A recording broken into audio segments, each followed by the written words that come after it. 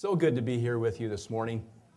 It's a pleasure to be amongst friends. We see so many of you that we know, people that we've worked with, friends, family members, just a whole group of wonderful, wonderful people that are here to fight this good fight.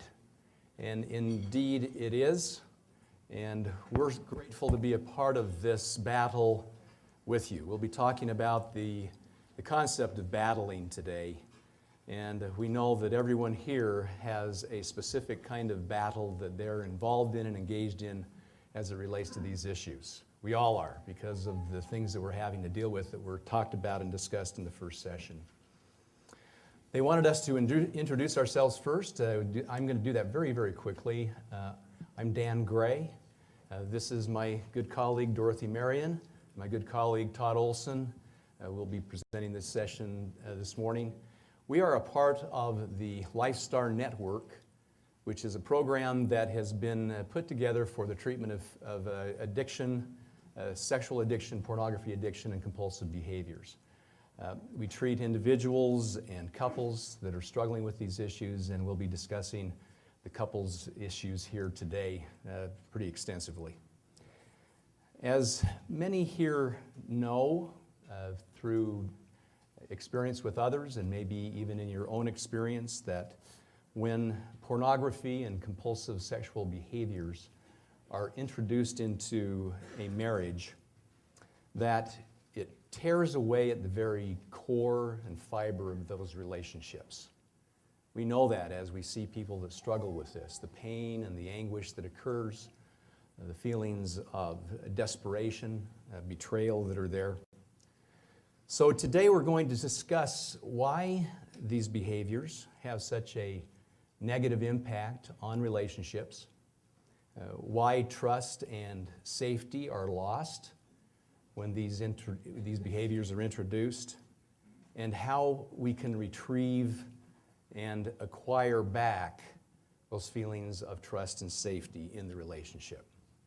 Pretty key factors as we go through these struggles. To really set the stage for where we're going to be going with this today, I'd like to first talk about what constitutes a healthy relationship. What constitutes a healthy marriage? So I'd like for you just to think about it for a few moments. What comes to your mind? What do you picture? Do you picture a couple that you know? Do you picture your own relationship? Do you see someone that has experienced pain and hurt because they are not in that kind of relationship? But what comes to your mind when you think of what a healthy relationship is? What principles come to your mind? Maybe it's something that you think about in terms of concepts or words. What constitutes a happy relationship? I just looked at this. This is me 5 years ago when I had hair.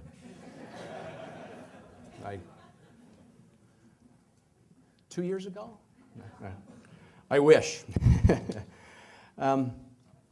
When we think of the words that most people think of when we take a look at a healthy relationship, and why did that go that way?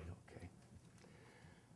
Some words that come very, very quickly to most of us, and that is also in the literature as we take a look at what the research indicates, is attachment and connectedness. When you ask a couple, why do you feel safe in this relationship? They'll usually use terms like, I feel attached, I feel connected. There's a bonding that's there. And the research is really very, very clear in terms of indicating that these terms of attachment are very important as we understand what happens when there's a disruption of those feelings in the relationship. And when that is interrupted, there is a tremendous amount of damage that occurs that we'll be discussing today. Then what are the words that come to our mind when we think of attachment and connectedness? And these four here, trust, safety, commitment, and bonding, are four that we hear very, very frequently. Trust. What does trust mean to you? Trust is associated with integrity, a sense of honesty, that I believe what you say, I believe what you represent yourself to be, I believe what you are.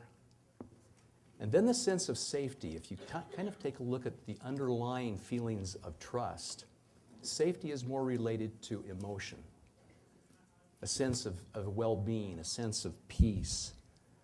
In the midst of the craziness of life, I still feel safe with you. I trust how you feel about me, and I trust how I feel about you.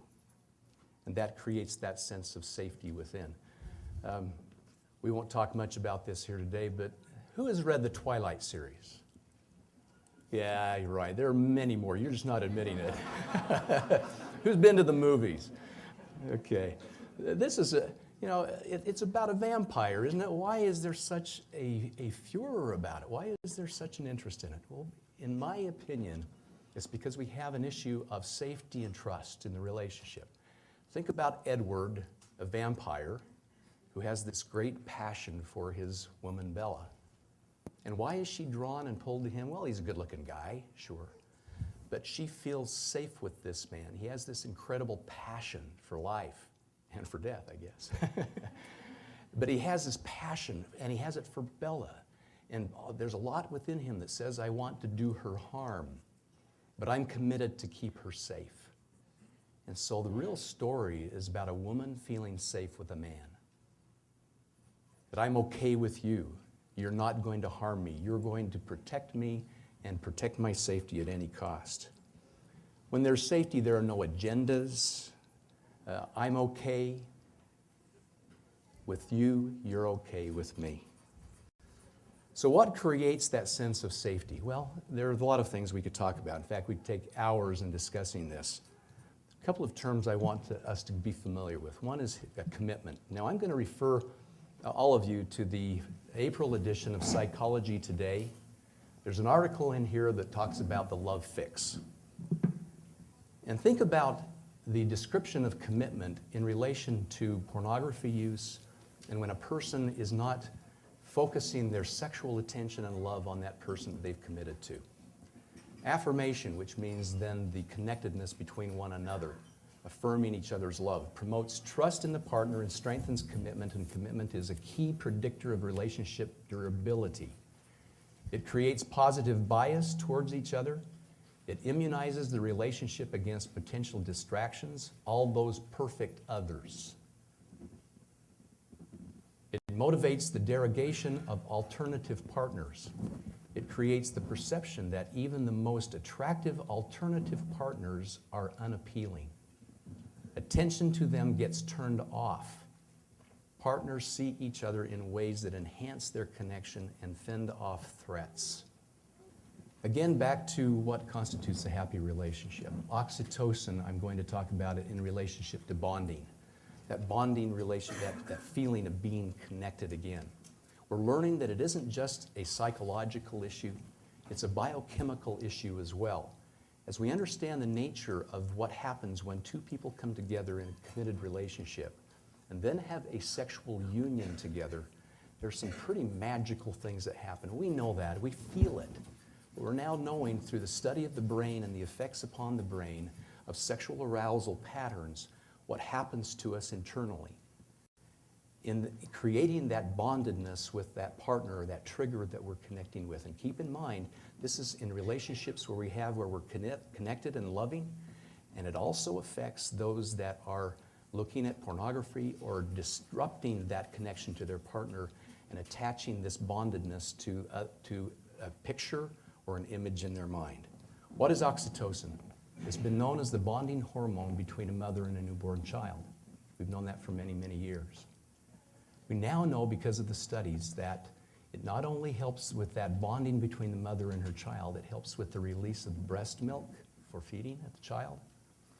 But now, very, very important, that during sexual arousal and sexual release during an orgasm and the completion of that sexual act, that oxytocin is secreted extensively in the male and female body. So there's a bonding that is created biochemically. Studies have shown that an increase of trust is also enhanced by the insurgence of oxytocin. And in another study, bonding and love has a strong neurochemical basis. So you put the dots together now. We'll be talking about what happens when those connections are disrupted, when that oxytocin is diluted to other objects or other individuals outside of that marriage relationship, and why then it disrupts the marriage as it does. I'm going to now turn the time over to Dorothy, who works a lot with the partners and couples in dealing with these issues. All right, so I'm going to describe to you what happens to the relationship with the disclosure of a pornography addiction. And just so you know, in working with women and gauging their trauma, the trauma that comes from a pornography addiction is equal to that comes from infidelity. Women, we don't tend to make the distinction of this was okay because it was only pictures. It hits women the same as in terms of trauma. Okay, John Breer, a leading expert on complex trauma, has stated that because we are wired to connect with others, the closer the person is who hurts us, the more traumatic the experience. And so when we have this experience within that relationship, the partners are really dealing with trauma. It's not just, oh, this was a bad thing that happened. Most women are very, very traumatized by this experience. So I found, you know how you can find anything on the internet? So I found some pictures that are somewhat represent, I think, what happens. So we start out in a very romantic, colorful, exciting, and creative relationship. Time goes on, we become fairly reliable, good members of the community, pretty serious folks, and then there's just a disclosure of pornography. And this is pretty much what happens to the partner. And this is who we see in therapy. The man is relatively detached, I've got a problem, and the wife is traumatized. We have a saying often at our office that when the addict comes out of the closet, often the wife goes in. Trauma is very isolating. It's very difficult for the person that's been traumatized to feel like other people are going to understand this experience. It's been difficult to even try to express or explain what that trauma feels like and looks like for a partner. But imagine if you were to go to bed one night knowing that the sky was blue, only to wake up in the morning to find that it was green. It can be that disorienting, that experience of suddenly not knowing what is real anymore. And many partners after disclosure are so traumatized that they really don't know, how do I live in this world that has become green when I thought my whole life and based my decisions on the fact that this was a blue sky and not a green sky. A lot of women talk about it as being incredibly shattering. And it shatters that internal world of a partner. It can affect her spirituality, her work, her parenting, obviously the sense of herself as a woman.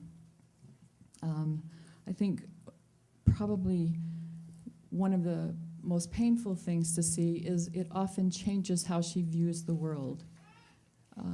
The world is no longer a safe place, that safety is gone.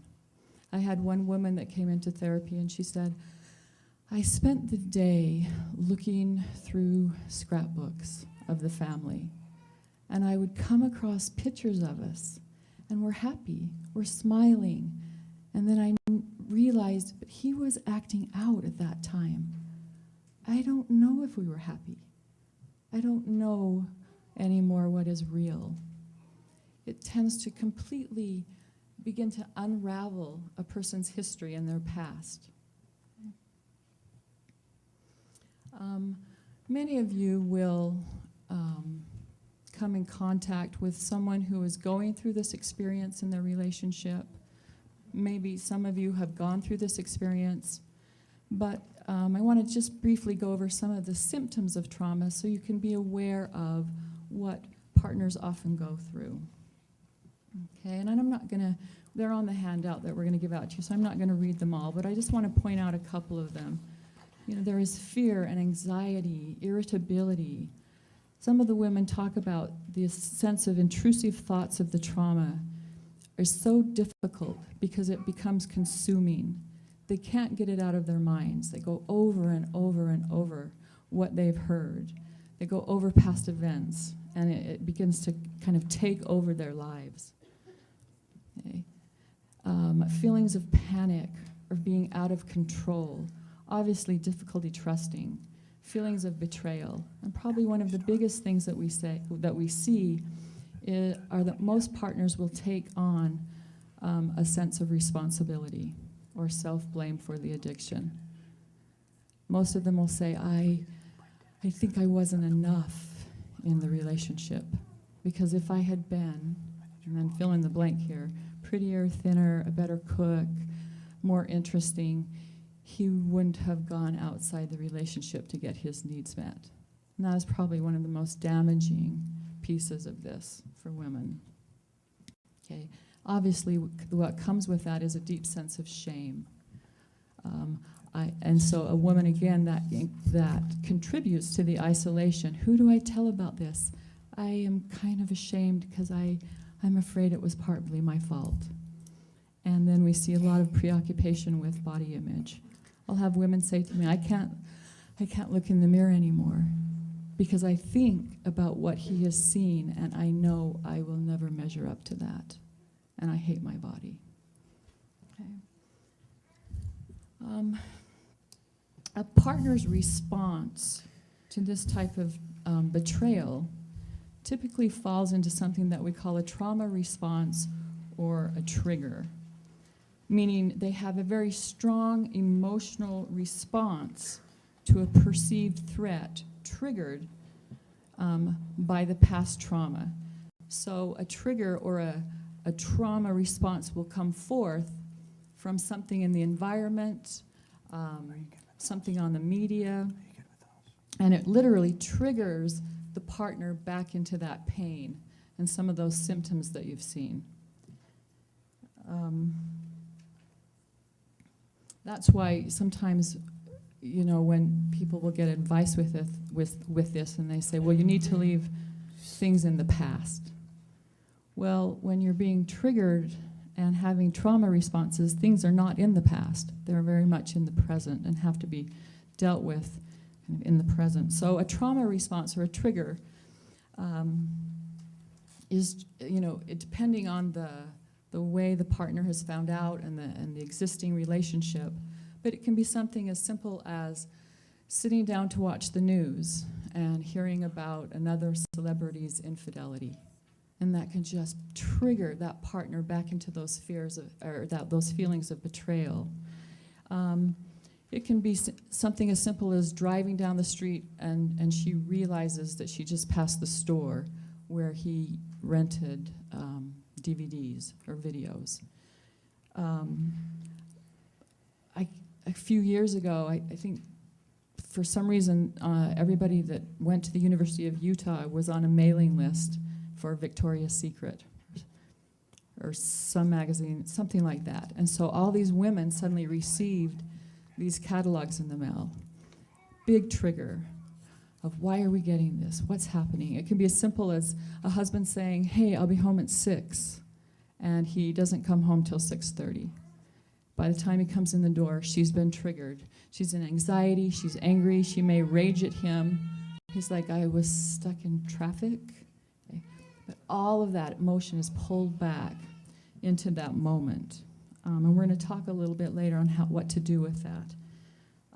I had a spiritual leader at one point call me who had the experience of having a woman that he was working with call him in a grocery store, unable to function because she had just walked by the magazine section and had seen a man reading a magazine and had been triggered back into the trauma.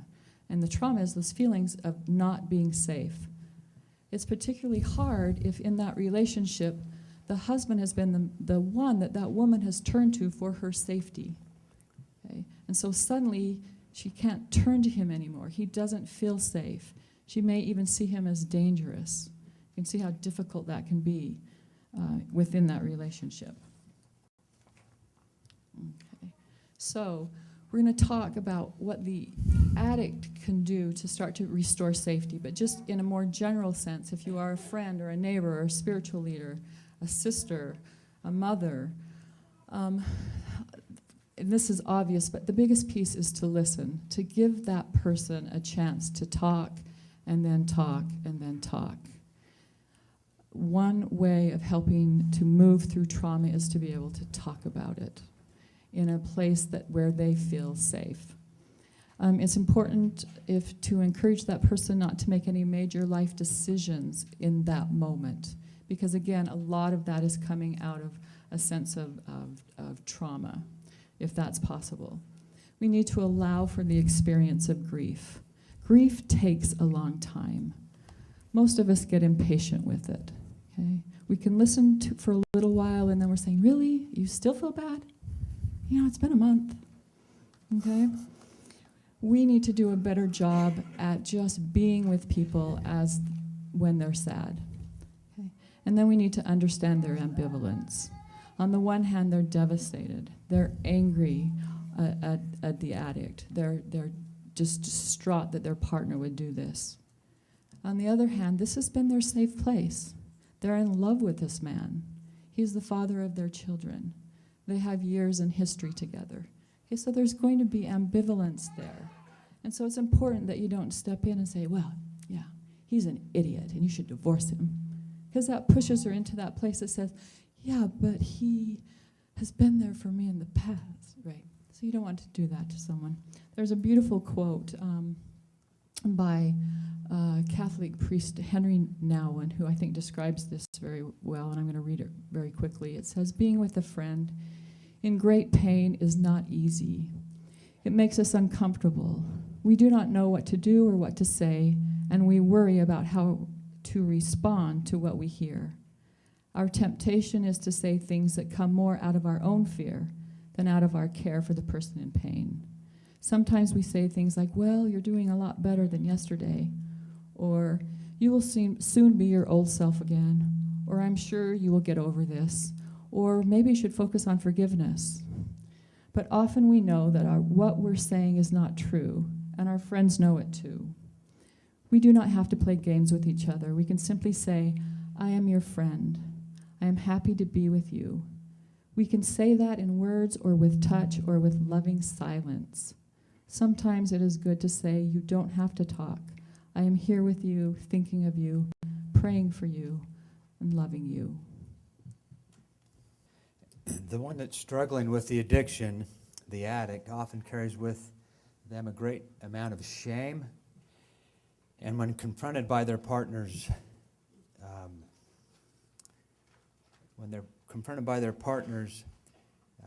anger or trauma triggers or emotional upsets, they have a difficult ability responding with empathy, kindness, and validation.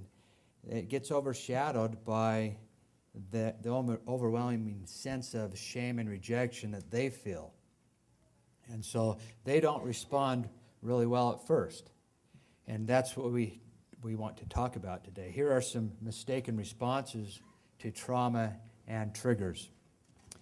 The first one, because of the shame and because of the confrontation, is defensiveness.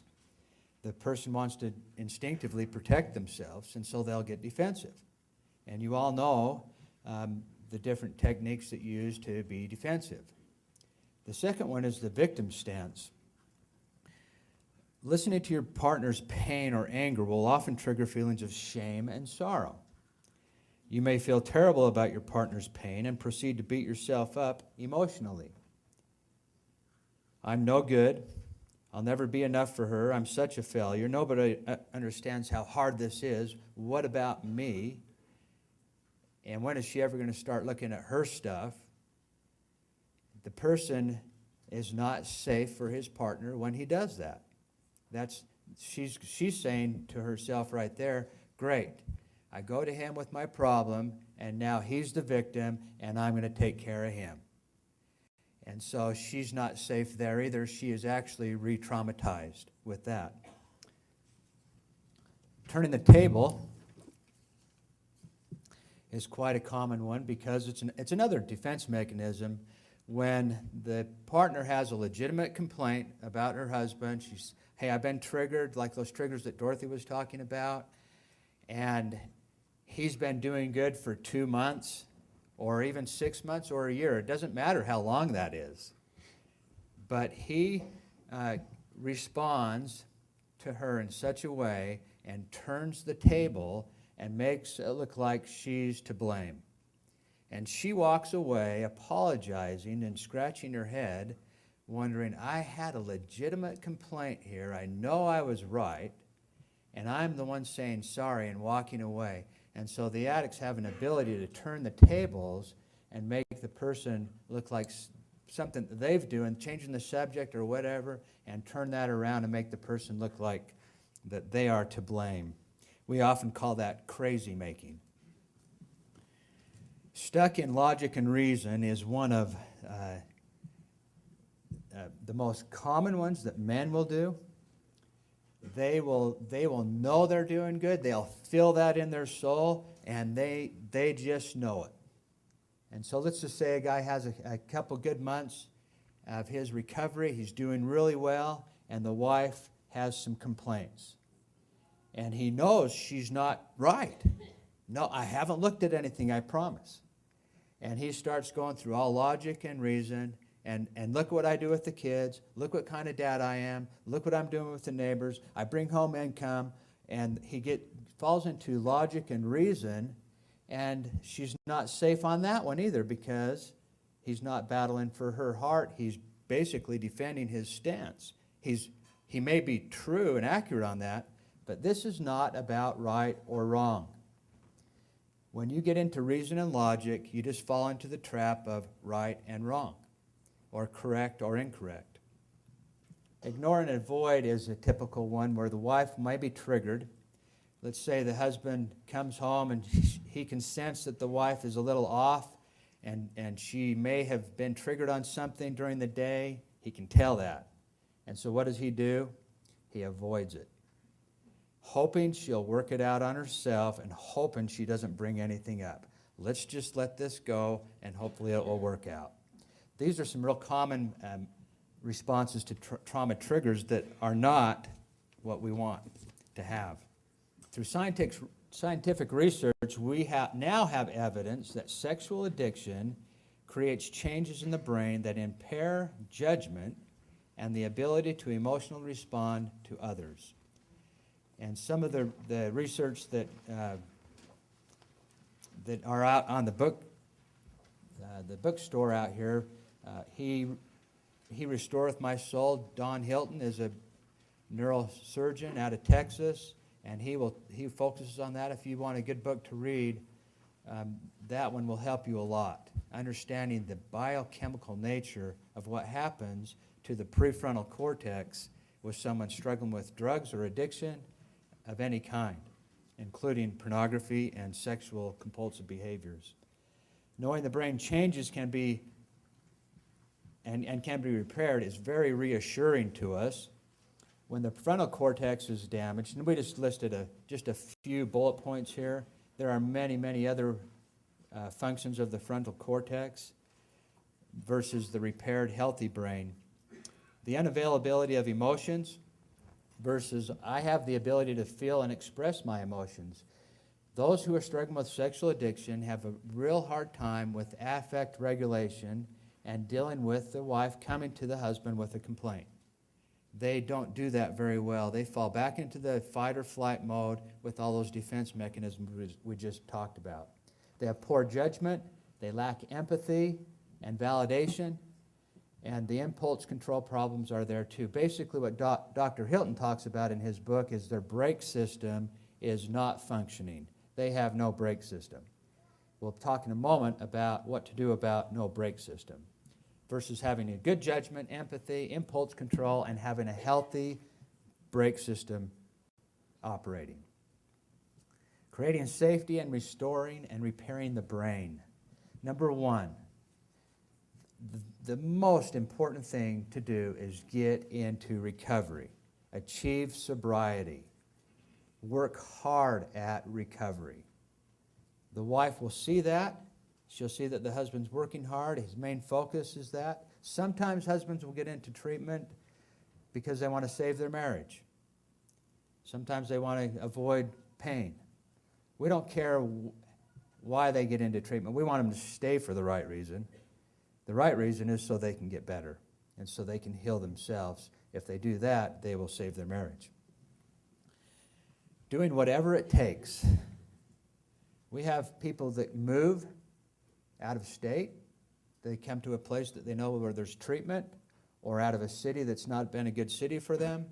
They'll change jobs working at a high-rise building where 90% of the employees are women in pantyhose and skirts. Skirts too. And they will say, I can't work here anymore. It's not time for me.